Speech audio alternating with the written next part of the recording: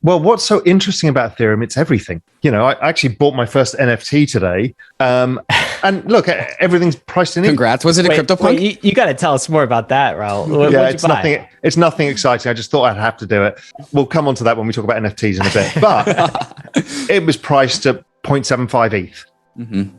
So ETH is money. And I'd seen that because we commissioned for Real Vision a kind of headquarters in crypto voxels, which we're going to release soon, just for the fun of it. And the architects, we paid in ETH, and the land we paid in ETH. So it's like, okay, well, ETH is clearly money, but ETH is technology. We know that too. ETH is also a platform of which people are building a lot of different applications. So whether we talk about community tokens, NFTs, DeFi, a whole bunch of stuff, DAOs, they're all going to be on ETH. Now, will ETH be the only chain? No. Clearly, people use Solana for stuff, and there'll be a multi-chain world of which there'll be a few giants and a long tail of stuff. And that's pretty normal. But ETH has got really interesting because of this. And then, I came out with a piece in Global Macro Investor last month called The Greatest Trade. And, here's my macro head on again, is okay, we've got this adoption that is kind of exponential, right? It's growing at least twice the rate of Bitcoin, and it's by far dwarfing the rest of the space. Then the EIP 1559 comes along, and that reduces the supply. So that's clearly bullish for the price. And then you look at the on-chain analytics, and everyone is bloody staking it because now it's a pretty clear run between now and ETH 2.0. So why would you not if you're a long-term holder? So everybody's staking it. So that's taken a ton of stuff off the exchange. There's tons that have gone into just holding, tons that are locked up in DeFi, tons that are locked up in NFTs, and you're left with, I don't know, as of today, 11% of the entire supply of Ethereum available, and it's going down every day, and the demand is going exponential. The only outcome is an exponential rise in price. There's no other outcome. So I just want to talk briefly about what sort of network effects you look at. I know I've seen some of your Twitter threads, and it's been great. Is it address adoption? Is it number of holders? What is it? It doesn't really matter.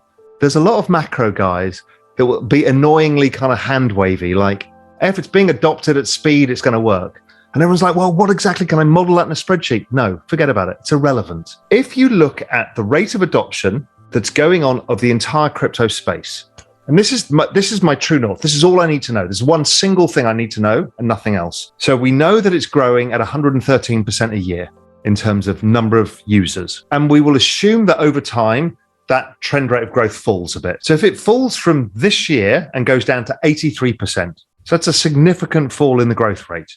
And we saw the internet do similar, but it was at peak growth was 63%. We're at 113. It gets by the end of 2024 to 1 billion people. And that gets us to about 3 or 4 billion people by 2027, 28. Okay, so a blind chimp can choose a cryptocurrency and get rich. If you look at the size of the assets, the entire crypto space as of today hit at 2 trillion again, I think. Global equities are about 200 trillion. Global bonds are like 200 trillion.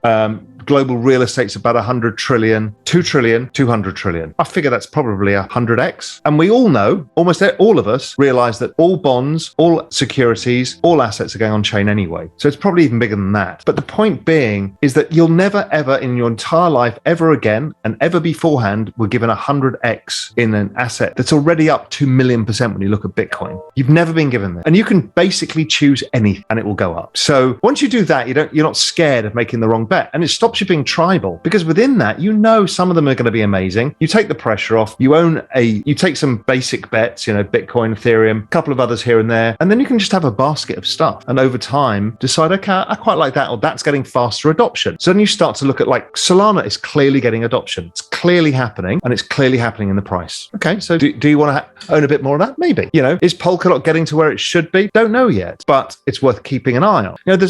There's a lot of stuff. And then, so that's how I tend to deal with it, is forget trying to model it and look for fair values and this. It's like, as I said, you can be a 3-year-old kid and be given a box of names of cryptocurrencies and take 10 out, and you will literally make 30 times your money over the next 20 years and next 10 years. But why have you singled out Ether and Ethereum as the world's greatest trade? Well, what about the adoption of Ethereum? So this is the typical way I'll approach macro, and a lot of macro guys do. You've got this big thesis now, which is 100x the space in the shortest period of time. So then our job is, okay, how do I add alpha? Where do I find the better bets? Now, there will be probably 50 tokens or assets that will outperform Ethereum, but they're riskier.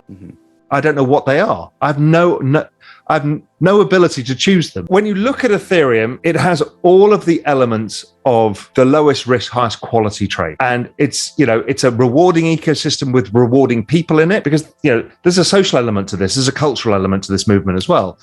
And it's rewarding. So it's a good space to hang out where you feel comfortable with the asset. You understand how many smart people are working on it. So when you say to me, oh, there's a risk in 1559 getting done, my answer was the risk is like minuscule. And so I didn't care about it. Like ETH 2.0, it's minuscule. Why? Because there's a lot of very smart people, smarter than I'll ever be, working on it. So the probability is extremely high. And that's what makes ETH so rewarding. So let's talk about some of the catalysts coming up for ETH then, right? So we talked about EIP 1559. We talked about staking. Is the merge as well part of the calculus, right? Because we're going to see this triple point, this three-part halvening. We're going to see like a massive reduction in supply. Is this the bull case? Is it mainly from the supply side, or is there a demand side? Knowing how markets work, this is going to catch a lot of people by surprise. It is all in the run-up where the money will be made. My guess is the moment ETH 2.0 happens, half of the ETH gets unlocked and it all comes onto the market. And the price will collapse. It's typical. Yeah. And that's a short-term thing. It might be an overhang for a year. I mean, who the hell knows, right? But that's pretty obvious that this is the best single time. That's why I call it the greatest trade between now and ETH 2.0. Everybody wants it to happen. They're going to lock up as much ETH as possible and get the yield. It's as simple as that. But when it comes out, chance ETH collapses. If you remember when Coinbase went public, everyone's like, this is so good for the space. Everyone's going to know about it. What did it do? Marked the exact high in Bitcoin. And I'd mentioned that on Twitter beforehand. I'm like, this is what it's going to do, and it will. And this will probably mark the high in ETH. Raoul, I have a counter argument for that if you are interested in hearing it. Yeah, absolutely. So the people that are staking ETH right now, they're committing to that insolvency period, right? Like, it's the whole point. As soon as the merge happens, that insolvency period is up and they can withdraw. That's what you're talking about.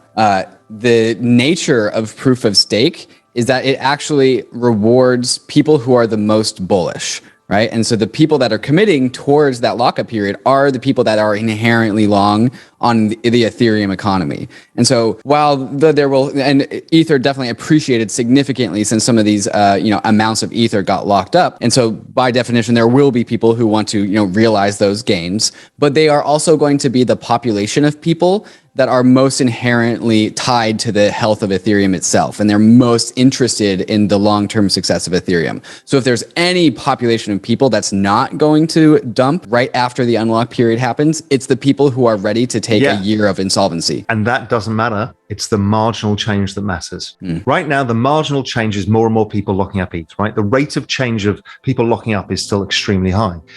What will happen is the rate of change of people staking will fall. It's as simple as that. The bull case is that, of course, there's a load of people who are just going to stake and just leave it there. And that's good, because that's the long-term health of the system. Nobody's in this for the quick buck, but there's a shit ton of people, yourselves included, who will end up selling some ETH because they want to buy a house or get married or do all the stuff that costs fiat money. Buy some NFTs though, maybe just that. Maybe, but at some time you're going to spend some fiat money on something. Raoul, and it could be NFTs. What's your preferred narrative for Ethereum? So, and then do you have a different narrative for ETH, the asset, right? There's all of these different narratives. No, I think it's all it's people trying to overthink everything.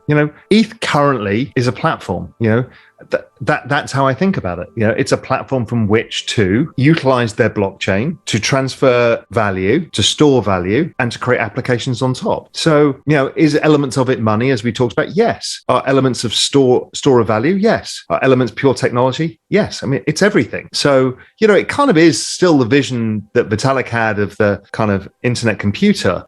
I mean, it is that, but that sounds a bit restrictive. It's kind of I call it the internet of value, and you could call it the platform of value. And it's not exclusive because others can do similar things, but nothing has the scale, the scope that Ethereum currently has.